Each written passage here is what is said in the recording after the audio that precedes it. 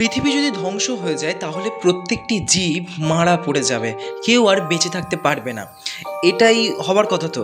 কিন্তু বৈজ্ঞানিকরা এমন একটি প্রাণীর খোঁজ পেয়েছে যে প্রাণীটি প্রচণ্ড তাপমাত্রা, প্রচণ্ড ঠান্ডা এবং এমনকি 30 বছর মহাকাশে অক্সিজেন ছাড়া বেঁচে থাকতে পারে।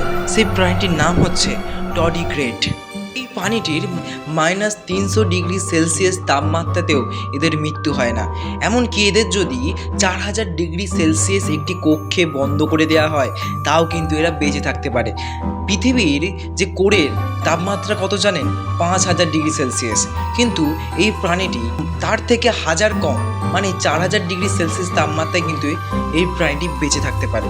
তো কী মনে হয়, পৃথিবী যদি ধ্বংসও হয়ে যায় তাহলে একমাত্র পৃথিবীর এই জীবটারই বাঁচার চান্স সব থেকে বেশি। এইরকম আরও ভিডিও পেতে আমার চ্যানেলটিকে অবশ্যই লাইক করবেন, শেয়ার করবেন আর সাবস্ক্রাইবটা অবশ্যই করে যাবেন। ধন্যবাদ।